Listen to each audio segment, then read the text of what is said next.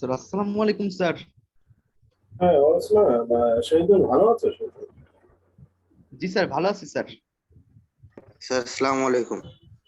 হ্যাঁ, ওয়ালাইকুম। হ্যাঁ, তুমি ভালো আছো তুমি? হ্যাঁ স্যার। ঠিক আছে। আশা করি আমরা কখনো গল্পতে সবাই ভালো আছো, সুস্থ আছো। আর একটা কথা সবসময়, study makes a man perfect.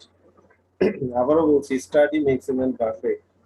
সুতরাং যে অবস্থায় আছো না কেন, স্টাডি বা লেখাপড়াটা যেন চলে সেদিকে খেয়াল করবে।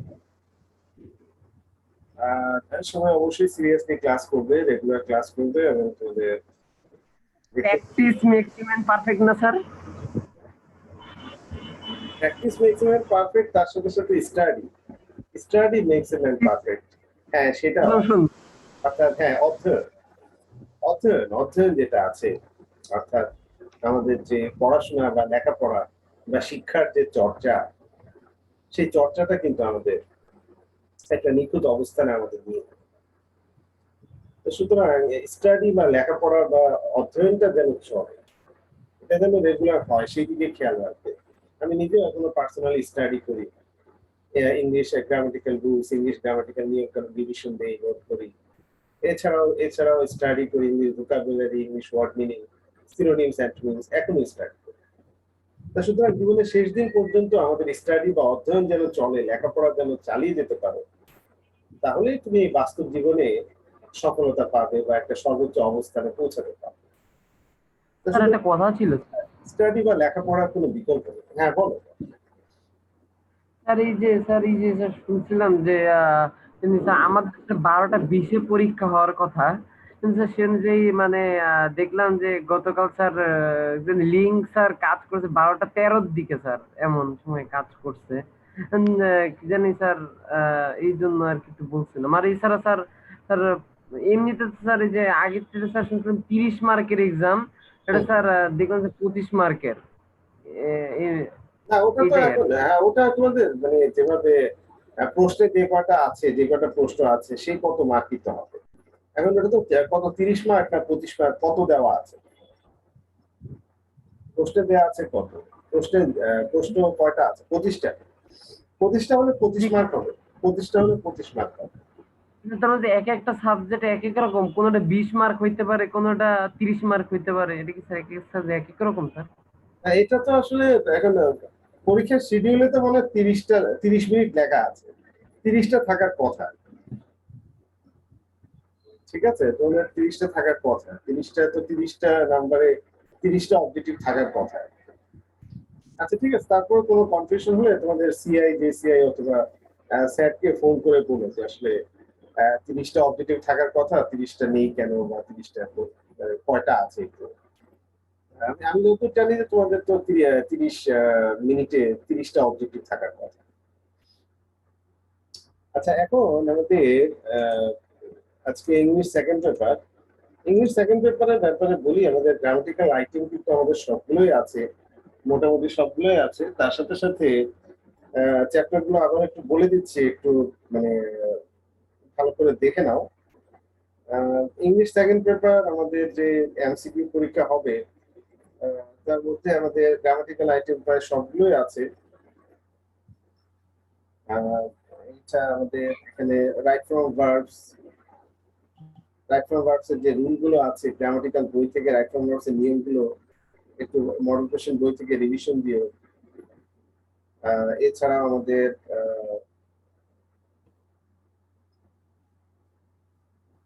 হ্যাঁ, এছাড়াও আমাদের ট্রান্সফরমেশন অফ সেন্টেন্স, অর্থাৎ আমাদের আজকে সেই জন্য আমি ট্রান্সফরমেশন অফ সেন্টেন্স আলোচনা করতে যাচ্ছি। ট্রান্সফরমেশন সেন্টেন্সের মধ্যে আমাদের ডিগ্রি চেঞ্জিং আছে, ভয়েস চেঞ্জিং আছে, এছাড়াও sentence changing, affirmative two negative, assertive two interrogative, এই আইটেমটাও আছে। এছাড়া আমাদের fill in the gaps without clues, এটা আছে। ট্যাগ কোশ্চেনের রুলগুলো মডেল কোশ্চেন বই থেকে, ট্যাগ কোশ্চেন নিয়মগুলো ভালো করে দেখবে। এছাড়া প্রিফিক্স সার্ভিসটা ভালো করে আমাদের যে বোর্ড কোশ্চেন আছে, বইয়ের শেষে দেখবে বোর্ড কোশ্চেন গুলো থেকে প্রিফিক্স সার্ভিসটা ভালো করে মুখস্থ করবে। প্রিফিক্স সার্ভিস তো মূলত এটা ভোকাবুলারি আইটেম, তো এখানে যত বেশি তোমার ভোকাবুলারি তোমার জানা থাকবে, তুমি তত প্রিফিক্স সার্ভিস অ্যান্সার করতে পারবে। তারপরে যে বোর্ড কোশ্চেন আছে, বোর্ড কোশ্চেন গুলো ঠিক মতো পড়ো।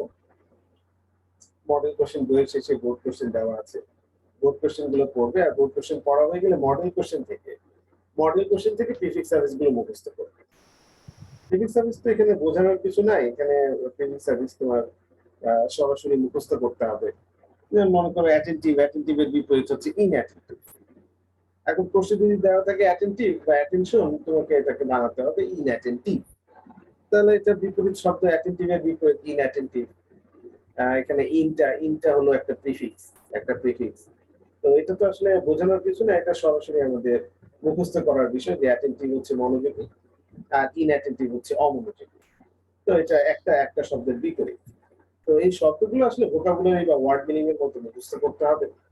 তো এখন তো আমাদের একটা লিমিট থাকা উচিত, সেজন্য আমি মনে করি আগে মডেল কোশ্চেন তোমাদের যে মডেল কোশ্চেন বই আছে, এই বইয়ের পেছনে যে বোর্ড কোশ্চেন গুলো আছে, ওই বোর্ড কোশ্চেন থেকে আগে প্রিফিক্স সার্ভিস গুলো ভালো করে মুখস্থ করো। এতে তোমার একটা প্রিফিক্স সার্ভিস, তোমার এসএসসি লেভেলের একটা প্রিফিক্স সার্ভিসের একটা মানে ভালো একটা কালেকশন তোমার হয়ে যাবে।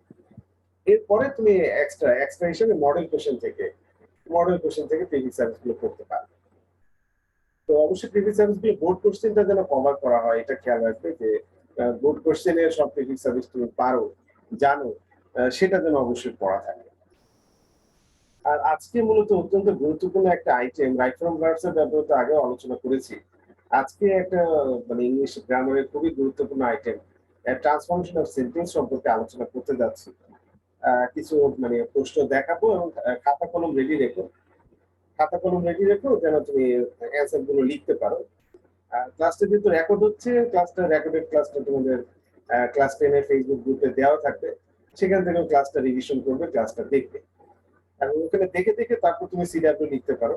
আসলে আলোচনা শুনে সাথে সাথে সিডাব্লিউ লেখা এটা আসলে খুব কঠিন কাজ। এই জন্য ক্লাসটা রেকর্ড হচ্ছে, পরে তোমার ফেসবুক গ্রুপ থেকে ক্লাসটা দেখে তুমি তোমার সিডাব্লিউটা আবার লিখে নিতে পারো, তোমার সিডাব্লিউ খাতায় লিখে নিতে পারো। এখন শুধু লিখতে পারো আজকে 9 তারিখ দাও তোমার সিডাব্লিউ খাতা নিয়ে আজকে 9 তারিখটা লিখে রাখো, English second paper transformation of sentence. আচ্ছা, একটু উপস্থিতিটা দেখে নি, প্রেজেন্টটা দেখে নি। এখানে আমি সহ প্রায় 29 জন আছে, আরো 4 জন জয়েন করছে।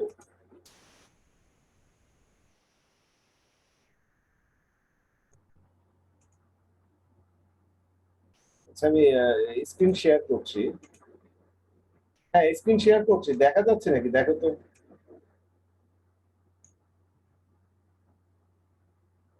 হ্যালো, স্ক্রিন শেয়ারিং করেছি, দেখা যাচ্ছে কিনা দেখো তো। দেখা জি যাচ্ছে স্যার, কিনা? দেখা যাচ্ছে। হ্যাঁ, সবাই দেখতে পাচ্ছ, সবার দেখা যাচ্ছে। হ্যাঁ, সবাই কি দেখতে পাচ্ছ? জি স্যার। আচ্ছা, তো এখন এটাকে আমাদের চেঞ্জিং সেন্টেন্সও বলে।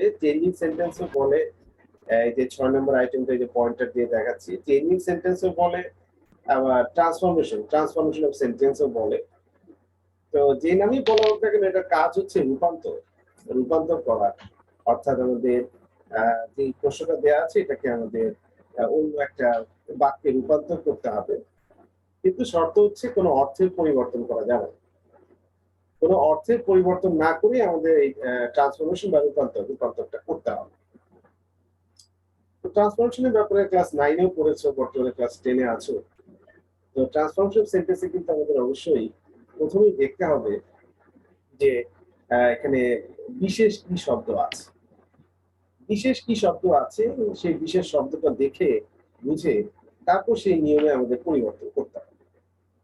তো তোমাদের এখানে ডিগ্রি আছে, ডিগ্রিগুলো আলোচনা করবো। এই যে পজিটিভ, কম্পারেটিভ, সুপারলেটিভ ডিগ্রি আলোচনা করবো।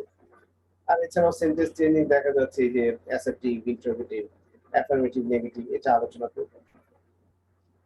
এছাড়াও ভয়েস চেঞ্জিংটা আলোচনা করবো। আচ্ছা, এখন এখানে দেখো লেখা আছে corruption is one of the worst evils. Evil শব্দের অর্থ হচ্ছে মন্দ বা খারাপ কাজ, এটা হচ্ছে ইভিল। আর করাপশন মানে হচ্ছে দুর্নীতি। করাপশন মানে হচ্ছে এই যে পয়েন্টার দিয়ে দেখাচ্ছেন, এই করাপশন মানে হচ্ছে দুর্নীতি। তাহলে এই দুর্নীতি হয় অন্যতম সবচেয়ে খারাপ মন্দ কাজ বা সবচেয়ে খারাপ মন্দ বিষয়। তো এটা তো দেখাই যাচ্ছে আমাদের ওয়ান অফ দা আছে, এই যে বিশেষ শব্দের কথা বলছিলাম, এখানে দেখা যাচ্ছে ওয়ান অফ দা আছে। তো আমরা জানি যদি ওয়ান অফ দা থাকে, আপনাকে বলে নিই এটা আমাদের যে ওয়ার্ডস যে ব্যবহার করা হয়েছে।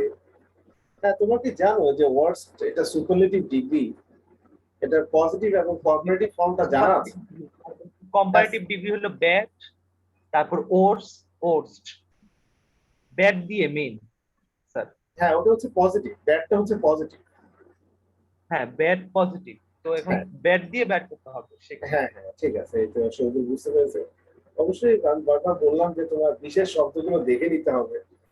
ঠিক আছে, যেহেতু আমরা ডিগ্রি চেঞ্জিং করছি, আমরা জানি যে ডিগ্রি পরিবর্তন তো শুধু ওই অ্যাডজেক্টিভ এবং অ্যাডভার্বারই হয়, অ্যাডজেক্টিভ এবং অ্যাডভার্বারই হয়। হ্যাঁ, উচ্চারণটা কিন্তু খেয়াল করো, উচ্চারণটা কিন্তু হচ্ছে অ্যাডজেক্টিভ। উচ্চারণটা কিন্তু অ্যাডজেক্টিভ, ডি থাকবে কিন্তু ডিটা সাইলেন্ট, ডি এর উচ্চারণ করা যাবে না। ইংলিশে কিন্তু আমাদের এরকম অনেক গুলো আছে, সাইলেন্ট লেটার আছে কিছু, যেমন এই যে দ্বীপ, দ্বীপ ইংরেজি হচ্ছে আইল্যান্ড, ISLAND, আইল্যান্ড। কিন্তু এখানে কিন্তু এস আছে, কিন্তু এস এর উচ্চারণ করা যাবে, এসটা সাইলেন্ট থাকবে, এস এর উচ্চারণ হবে না। আইল্যান্ড, দ্বীপ, এই দ্বীপটা আমরা জানি। সেহেতু আমাদের এখানে খেয়াল করতে হবে ওয়ার্ডস ঠিক আছে, কিন্তু এটা একটা অ্যাডিটিভ, এটা তাহলে অবশ্যই তিনটা ফর্ম আছে বা তিনটা এটা ডিগ্রি আছে। তাহলে ব্যাড হচ্ছে এটা পজিটিভ, আর ওয়ার্ডস যেটা WORSE ওয়ার্ডস হচ্ছে এটা আমাদের কম্পারেটিভ ডিগ্রি। আর সুপারলেটিভ ডিগ্রি যেখানে দেখতেই পাচ্ছ এটা হচ্ছে ওয়ার্স্ট, WORST। তাহলে ব্যাড মানে হচ্ছে খারাপ, আর ওয়ার্ডস হচ্ছে আমাদের অপেক্ষাকৃত বা অধিকতর বেশি খারাপ। আর সবচেয়ে খারাপ সেটা হচ্ছে ওয়ার্স্ট, WORST। এটা বাংলা অর্থ বললাম এবং তিনটা ডিগ্রি আমি বলে দিলাম। এখন আমরা এখানে দেখতে পাচ্ছি যে ওয়ান অফ দা আছে। এখন ওয়ান অফ দা থাকলে আমরা জানি যদি সুপারলেটিভে ওয়ান অফ দা থাকে, তাহলে পজিটিভ করতে হলে আমাদের ভেরি ফিউ বসাতে। Very few. হ্যাঁ, তাহলে কি তোমরা কেউ পারবে এটা ভেরি ফিউ দিয়ে কিভাবে হবে, সেন্টেন্সটা কিভাবে ট্রান্সফরমেশন? Very few. আমি তো বললাম যে ওয়ান অফ দা থাকলে আমাদের ভেরি ফিউ দিয়ে আমাদের পজিটিভ করতে হবে। তাহলে বাক্যটা আমাদের কি ধরনের হবে বা সেন্টেন্সটা আমাদের কি ধরনের? আমি কি বলবো? আচ্ছা, হ্যাঁ বলো দেখি তুমি। হ্যাঁ, যেহেতু চেষ্টা করতে পারছি স্যার বলো। ভেরি ফিউ কি ইভেলস is as bad as corruption? হ্যাঁ, ঠিক আছে, ভালো চেষ্টা করেছো, ভালো করেছো। এখানে খেয়াল রাখবে যে যখনই ভেরি ফিউ ব্যবহার করবে, তখন কিন্তু আমাদের ভেরি ফিউ কিন্তু বলছো, মানে হ্যাঁ অল্প কিছু। হ্যাঁ, সাফওয়ান বিপ্লব। স্যার গতকাল জয়েন করছি 15 মিনিট লেট করে, আজকে স্যার 22 মিনিট লেট করে। হ্যাঁ, কেন কি সমস্যা? মানে স্যার বারবার স্যার লেট ইউ সুন দেখাচ্ছে স্যার, আপনার ক্লাসে শুধুই প্রবলেম হয়। মানে কি দেখাচ্ছে, মানে জয়েন করতে পারছো না? জি স্যার। আচ্ছা, তো এখন বুঝতেই পারছো যে জুমে ক্লাস করছো, তো জুমে ক্লাস আবার ইন্টারনেট স্পিডটা ভালো না হলে জয়েন করতে দেয় না। দেখা যায় জয়েনিং কিন্তু জয়েন হবে না। আসলে জুমে তোমার ইন্টারনেট স্পিডটা ভালো না হলে, স্পিডটা হাই না হলে আসলে জুমে ক্লাস করা যায় না। এবং তোমার যে ওয়াইফাই আছে, ওয়াইফাই যারা লাইনম্যান ওদেরকে ফোন করে বলবে যে আমার ইন্টারনেট স্পিডটা ভালো না হলে আমার তো জুমে তো জয়েনই করা যায় না। সেক্ষেত্রে তোমার ইন্টারনেট না স্পিডটা স্যার অবশ্যই নেট ঠিক আছে, শুধুমাত্র স্যার আপনার ক্লাসে জয়েন করতে গেলে প্রবলেমটা হয়। এটা এখন তোমার কাছে কেন হচ্ছে আমি বুঝি না, কেন তো এখানে প্রায় 33 জন ক্লাস করছে, রেগুলার কিন্তু আমরা এখন 30, 35, 40 জন ক্লাস করি। জয়েন হলো 49-50। হ্যাঁ, এখানে কিন্তু মানে অন্য কারো কিন্তু সেরকম সমস্যা শুরু হয়, অন্য কারো কিন্তু কোনো ধরনের সমস্যা শুরু হয়। আচ্ছা, তো যেটা বলছিলাম যে ওয়ান অফ দা থাকলে আমাদের অবশ্যই ভেরি ফিউ বসাতে হবে। আর একটা বিষয় খেয়াল করতে হবে যে ভেরি ফিউ হলে আমাদের কিন্তু যে ভার্বটা আছে সেই ভার্বটা প্লুরাল হয়ে যাবে, ভার্বটা অবশ্যই বহুবচন হয়ে যাবে। তো সেক্ষেত্রে ভেরি ফিউ ইভিলস তো আমরা দিলাম, the very few evils are, অবশ্যই এখানে ইজ না আর হবে, তাহলে ভেরি ফিউ ইভিলস আর আর very few evils are as bad as corruption।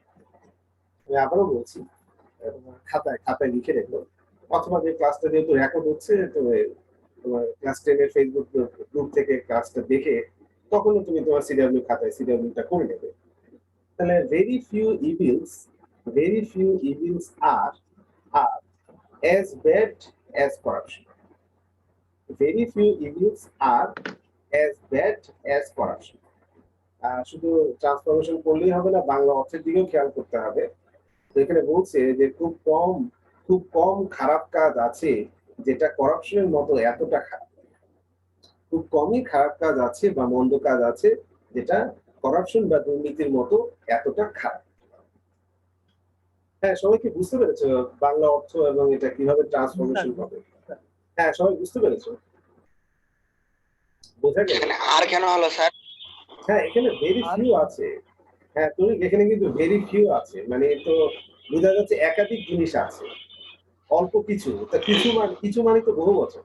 তা প্লুরাল বলে আমরা ইজ দেবো না আর দেবো, সেটা বুঝতে পারছো? ইজ হবে না আর হবে? স্যার আপনার কথা শোনা যায় না। স্যার আর হবে কি এভিলস মানে প্লুরাল হওয়ার কারণে? হ্যাঁ, অবশ্যই ইভিলসটা প্লুরাল হওয়ার কারণে। ইভিলসটা কিন্তু এখানে প্লুরাল, ইভিলসটা কিন্তু বহু বচন। বুঝতে পেরেছো? ইভিল থেকে ইভিলসটা কিন্তু প্লুরাল আছে, বহু বচন আছে। হ্যাঁ, বুঝতে পেরেছো? সবাই বুঝতে পেরেছো? তরিক কি বুঝতে পেরেছো? তরিক, হ্যালো। আপনি যখন বললেন স্যার সুন্দর ছিল না কিছু, আরেকবার যদি বলেন। হ্যাঁ, সেটা হচ্ছে যে ইভিলসটা কিন্তু প্লুরাল, এটা তো বুঝতে পারছো নাকি? ইভিলসটা কিন্তু বহুবচন। হ্যাঁ স্যার। আচ্ছা, এখন এটা ইভিলসটা যেহেতু বহুবচন, তাহলে আমি ভার্বটা প্লুরাল করব না? বহু বছর। হ্যাঁ, ভার্বটা বহুবচন হয়ে ইজ হবে না আর হবে? তো সেক্ষেত্রে ইজ দেবো না আর দেবো? Yes sir. বুঝতে পেরেছো? এখন বুঝা গেছে? আর হবে স্যার। আর হবে। আর এখন একটা কনফিউশন হতে পারে। Yes sir. আচ্ছা, ঠিক আছে, ওকে, থ্যাংক ইউ। তো এখন একটা কনফিউশন হতে পারে যে ইভিল তো হচ্ছে মন্দ বা খারাপ, তো এখানে এটা তো হচ্ছে আমাদের আনকাউন্টেবল নাউন, অর্থাৎ এটাকে ধরাও যায় না, ছোঁয়াও যায় না, মন্দ বা খারাপ। তো এটা আনকাউন্টেবল নাউন তো সবসময় সিঙ্গুলার হয়, মানে এটা তো সবসময় এক বচন হয় বা সিঙ্গুলার হয়। কারণ আনকাউন্টেবল নাউনকে তো গণাও যায় না, ধরাও যায় না। তাহলে এটা কিভাবে হবে? এখানে হচ্ছে ইভিলস যখনই ব্যবহার করা হয়েছে তার মানে হলো এটা ইভিল ওয়ার্কস, অর্থাৎ খারাপ কাজকে বোঝাচ্ছে। এখন কাজ তো আমরা গুনতে পারি, একটি কাজ, দুটি কাজ, তিনটি কাজ। এখানে কিন্তু ওই খারাপ কথা বলছে না, এখানে বলছে খারাপ কাজের কথা। তো খারাপ কাজটা তো কাউন্টেবল। তো সেই জন্য ওই যে এখানে আসলে ইভিল ওয়ার্কস, ওই ইভিল ওয়ার্কস কে সংক্ষেপে লিখেছে ইভিলস। এটা ওই যে খারাপ বা মন্দকে বোঝাচ্ছে না, এটা মন্দ কাজকে বোঝাচ্ছে। তো কাজ তো কাউন্টেবল নাউন, এই জন্য কাউন্টেবল নাউন ধরার কারণে এটা ইভিলটা প্লুরাল হয়ে ইভিলস হয়েছে। এখানে ইভিল ওয়ার্কস মানে খারাপ কাজের কথা বলা হচ্ছে। হ্যাঁ, সবাই কি বুঝতে পেরেছে যে ইভিলটা কিভাবে আমাদের আনকাউন্টেবল থেকে কাউন্টেবল নাউন হলো? বুঝতে পেরেছে? পারছি স্যার। হ্যাঁ, এটা কিন্তু বুঝতে হবে, না হলে বুঝতে পারবে কি ব্যাপার। ইভিল তো এটা হচ্ছে একটা আহ, আমাদের এটাকে অ্যাবস্ট্রাক্ট নাউন বা আনকাউন্টেবল নাউন, এটা তো প্লুরাল হয় না, বহুবচন হয় না, কিন্তু এখানে বহুবচন হয়ে গেছে। বহুবচন হয়েছে কারণ এটা ইভিল ওই মন্দকে বোঝাচ্ছে না, মন্দ কাজকে বোঝাচ্ছে, মানে ইভিল ওয়ার্কস কে বোঝাচ্ছে। আচ্ছা, এরপরটা দেখো, আমরা একটু ভয়েস চেঞ্জিং করি, তোমাদের ভয়েসের কি অবস্থা সেটা একটু দেখি। আমরা জানি যে অ্যাক্টিভ থেকে প্যাসিভ অথবা প্যাসিভ থেকে অ্যাক্টিভ আমাদের করতে হয়। যেমন এখানে লেখা আছে পিপল হেট এ করাপ্ট ম্যান। তো এখানে ভয়েস চেঞ্জিং এর সময় আমাদের মেইন ভার্বটা দেখতে হবে। মেইন ভার্ব দেখে প্রথমেই দেখতে হবে কোন টেন্সে আছে। The people hate A corrupt man, লোকজন একজন দুর্নীতিগ্রস্ত মানুষকে ঘৃণা করে, ঘৃণা করে। তাহলে আমরা জানি যে এটা হেট ভার্বের বেস ফর্ম বা ভার্বের প্রথম ফর্মে আছে, প্রেজেন্ট ফর্মে আছে। তাহলে যেটা অবশ্যই প্রেজেন্ট ইনডেফিনিট টেন্স, এটা অবশ্যই আমাদের প্রেজেন্ট ইনডেফিনিট টেন্স। আর প্রেজেন্ট ইনডেফিনিট টেন্স আমরা টেন্সটা দেখলাম, প্রেজেন্ট ইনডেফিনিট টেন্স। আর প্রেজেন্ট ইনডেফিনিট টেন্সে আমাদের অতিরিক্ত শব্দ প্যাসিভ করতে হলে এম ইজ আর কে ব্যবহার করতে হবে। হ্যাঁ, তাহলে কেউ বলতে পারবে যে এটা প্যাসিভ ভয়েস কি হতে পারে? স্যার এটার প্যাসিভ ভয়েস এরকম, যেমন a corrupt man can do anything which is against morality, এটা হবে স্যার? হ্যাঁ শুধু এটা তুমি কোথায় তুমি স্যার কমপ্লেক্স বলতেছে স্যার, এটা তো বাদ। না না, এটা এই যে সি নাম্বার আমি তো দেখাচ্ছি যে পিপল হেট এ করাপ্ট ম্যান, এই যে সি নাম্বার তারপরে তো ওই যে Sir, a corrupt man is hated by people. হ্যাঁ হ্যাঁ ইমরান আবার বলো দেখি, ইমরান হ্যাঁ আবার বলো দেখি। Corrupt man is hated by people. হ্যাঁ ঠিক আছে, a corrupt man is hated by people. হ্যাঁ ঠিক আছে, উত্তরটা ঠিক আছে, ওকে থ্যাংক ইউ। হ্যাঁ অনেক ভালো উত্তর হয়েছে। ভার্বের তো কোনো পরিবর্তন হবে না স্যার, না আমাদের প্যাসিভ ভয়েস মানে তো ভার্বের থার্ড প্রেজেন্ট ফর্ম ফর্ম। থাকবে। না না, ভার্বের থার্ড ফর্ম তরিক আমাদের ভার্বের প্যাসিভ ভয়েস মানে ভার্বের থার্ড ফর্ম না, মানে হেটের সাথে ডি Yes, যোগ, sir. হেটের সাথে ডি যোগ হবে, হেটেড ডি যোগ হবে, স্যার হেডেড হয়ে যাবে। হেটেড হয়ে যাবে। হ্যাঁ ঠিক আছে স্যার তাই তো বললাম। হ্যাঁ না ঠিক আছে ইমরান, ঠিক আছে তোমার উত্তর ঠিক আছে। তাহলে a corrupt man is hated by people. A corrupt man is অতিরিক্ত শব্দ ইজ আর হেটেড আমাদের পাস্ট পার্টিসিপল ফর্ম বা হেটেড থার্ড ফর্ম, হেটেড অর্থাৎ ডি যোগ হবে। তাহলে a corrupt man is hated by people. হ্যাঁ সবাই প্যাসিভটা বুঝতে পেরেছো? যার বুঝতে সমস্যা আছে সে বলতে পারো। হ্যাঁ প্যাসিভ বুঝতে গেলে সমস্যা আছে যে এটা কিভাবে প্যাসিভ হলো? হ্যাঁ সবাই বুঝতে পেরেছো? আচ্ছা, তো এখন এরপরটা দেখো, এটাকে বলা হচ্ছে সেন্টেন্স চেঞ্জিং, অর্থাৎ আমাদের বাক্যের পরিবর্তন করতে হবে। অ্যাসার্টিভ থাকবে ইন্টারোগেটিভ করতে হবে, অথবা ইন্টারোগেটিভ থাকবে অ্যাসার্টিভ করতে হবে। সেক্ষেত্রে স্যার এটা হবে হু রেসপেক্ট হিম। হ্যাঁ nobody Who respects, respects- nobody respects him, কেউ তাকে সম্মান করে না। তো এটাকে আমাদের ইন্টারোগেটিভ করতে হবে। হ্যাঁ ঠিক আছে, ভালো বলেছো শৈলু। সেটা হচ্ছে আমাদের এখানে আমরা জানি যে নোবডি যদি থাকে তাহলে আমরা এর পরিবর্তে হু ব্যবহার করে আমরা ইন্টারোগেটিভ সেন্টেন্স বানাতে পারি। তাহলে এই নোবডিটা আমরা তুলে দেবো। হু হলো মানুষের ক্ষেত্রে, হুম কার ক্ষেত্রে? WHOM হুম। না হোমটা মানুষের ক্ষেত্রেই বসে, কিন্তু অর্থ খেয়াল করতে হবে। হু মানে হচ্ছে কে বা কারা, আর হোমটা হচ্ছে কাকে। এখন যদি কাকে অর্থের প্রয়োজন হয় তাহলে হোম দেব, আর এখানে তো কোনো কাকে অর্থে তো দরকার নেই, দরকার তো হচ্ছে কে। তো কে বা কারা অর্থে আমরা হু দেব। বুঝতে পেরেছ অর্থটা বাংলা অর্থটা খেয়াল করতে হবে। আচ্ছা তাহলে এখানে যেটা বললাম যে নোবডি রেসপেক্টস হিম, কেউ তাকে সম্মান করে না, তাহলে সেক্ষেত্রে আমরা নোবডি তুলে দিয়ে who, WS question word who, WHO হুটা ব্যবহার করলেই কিন্তু আমাদের অ্যান্সারটা হয়ে যায়। তাহলে who respects him, who respects third person singular, নোবডিটাও থার্ড পারসন সিঙ্গুলার। হু কে তুমি কে যখন অর্থে ব্যবহার করছো কে, তাহলে কে অর্থে তো এটা অবশ্যই থার্ড পারসন সিঙ্গুলার, তাহলে ভার্বের সাথে এস বাই এস হবে, তো সেই জন্য রেসপেক্ট হয়ে যাবে রেসপেক্টস যেটা দেওয়া আছে। তাহলে হু রেসপেক্টস হিম অর্থাৎ কে তাকে সম্মান করে। বাংলা অর্থের দিকে অবশ্যই খেয়াল করো, কে তাকে সম্মান করে না কেউই তাকে সম্মান করে না, নোবডি রেসপেক্টস হিম। তার এটা যেহেতু ইন্টারোগেটিভ লাস্টে একটা প্রশ্নবোধক চিহ্ন কিন্তু অবশ্যই দিতে হবে। এটা ফুল স্টপ যেটা দেখতে পাচ্ছ এটা কিন্তু মানে কোশ্চেন মার্ক বা প্রশ্নবোধক চিহ্ন হয়ে যাবে। এই কোশ্চেন মার্ক বা প্রশ্নবোধক চিহ্নের ব্যাপারে খুব সাবধান থাকবে। এটা কিন্তু অনেক এক্সামিনার কিন্তু একটা কোশ্চেন মার্ক দেয় নেই, এই জন্য কিন্তু পুরো একেবারে জিরো দেয়, অর্থাৎ যদিও এখানে হাফ মার্কস কাটা যায় কিন্তু দেখা যায় যে পুরা সে শূন্য দিয়ে রেখেছে, অর্থাৎ 1 মার্কের মধ্যে তোমাকে কোনো নম্বরই কিন্তু দেবে একটা কোশ্চেন মার্ক বা প্রশ্নবোধক চিহ্ন। তো সেই জন্য দেখেন ইন্টারোগেটিভ সেন্টেন্স আছে, প্রশ্নবোধক চিহ্নটা সাবধানে অবশ্যই দিও। তাহলে নোবডি রেসপেক্টস হিম এটা আমরা ইন্টারোগেটিভ করলাম, হু রেসপেক্টস হিম অর্থাৎ কে তাকে সম্মান করে। হ্যাঁ কারো বুঝতে সমস্যা আছে? এটা বুঝতে কারো সমস্যা আছে?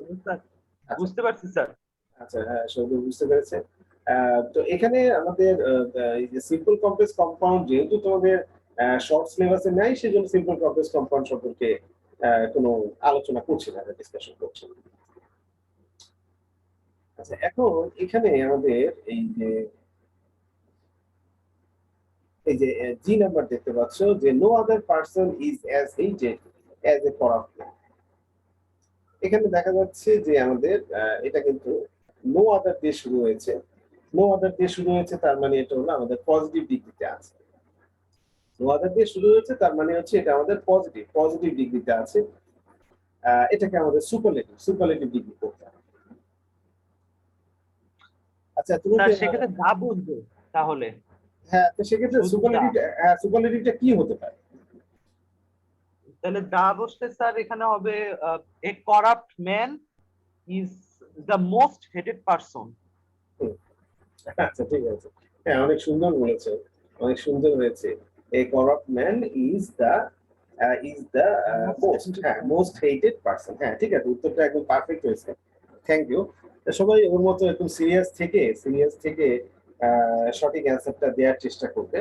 যদি সঠিক অ্যান্সার দিতে পারো তাহলে তুমি বলতে পারো, আর যদি কনফিউশন থাকে তাহলে তুমি আলোচনাটা দেখো এবং শোনো, এবং পরবর্তীতে সিডব্লিউ খাতায় যেহেতু ক্লাসটা রেকর্ড হচ্ছে, রেকর্ডেড ক্লাসটা দেখে সিডব্লিউ খাতায় অ্যান্সার গুলো বা উত্তরগুলো লিখে।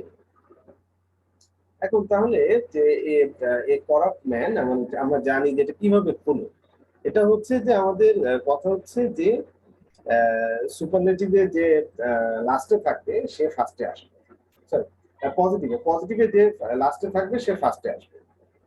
তাহলে এ করাপ্ট ম্যান এটা আমাদের লাস্টে আছে, এটা প্রথমেই বসাতে হবে। এটাকে আমাদের প্রথমেই বসাতে হবে। তাহলে এ করাপ্ট ম্যান আমরা বসিয়ে দিলাম।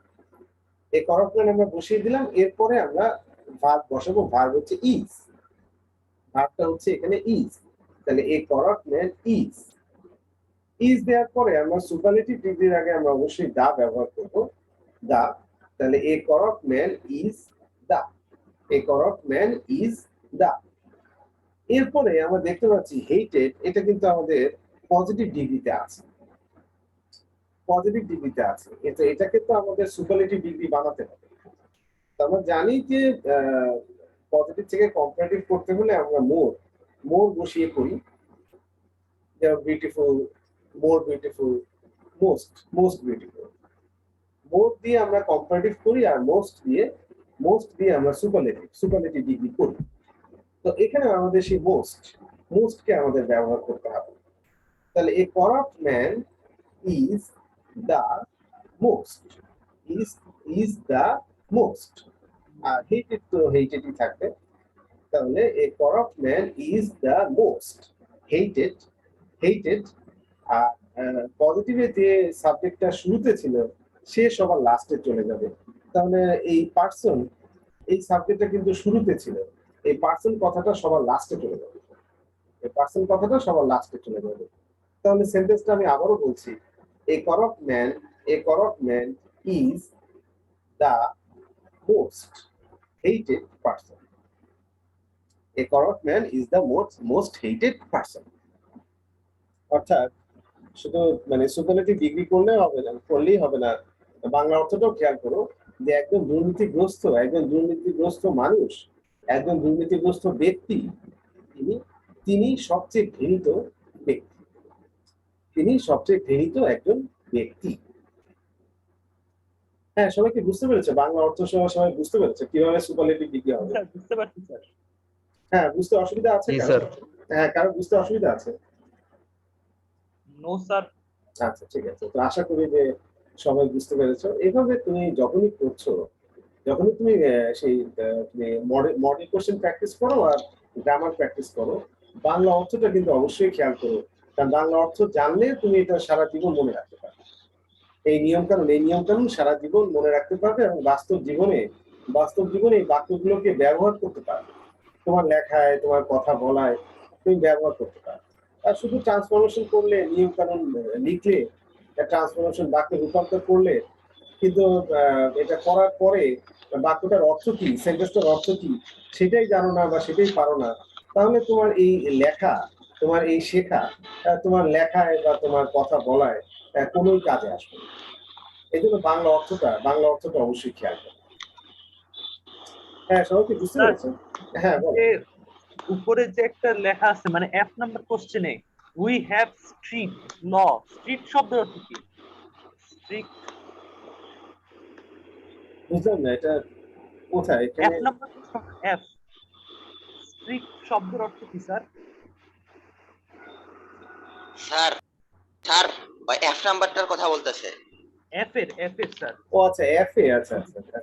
আমি তো এই উপরে 5 নম্বর দেখছি, 5 নম্বরে তো কোনো উত্তর দেখতে পাচ্ছি না। স্ট্রিক্ট, হ্যাঁ স্যার স্ট্রিক্ট এটা মানে, কঠিন নীতি না স্যার? হ্যাঁ স্ট্রিক্ট মানে হচ্ছে কঠোর, কঠোর বা কঠিন। কঠোর কঠিন। হ্যাঁ কঠোর বা কঠিন, বুঝতে পেরেছো এখন? বোঝা গেছে কঠোর বা জি, কঠিন।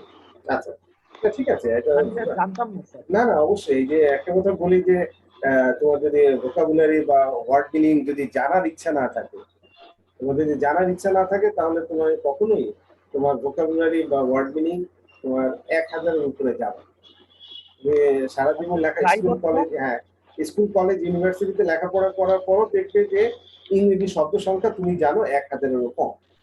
কিন্তু একটা ভালোভাবে ইংরেজি লিখতে হলে বা ভালোভাবে ইংলিশ স্পিকিং করতে হলে কমপক্ষে 10,000 ইংরেজি শব্দের অর্থ জানতে হয়, পারতে হয়।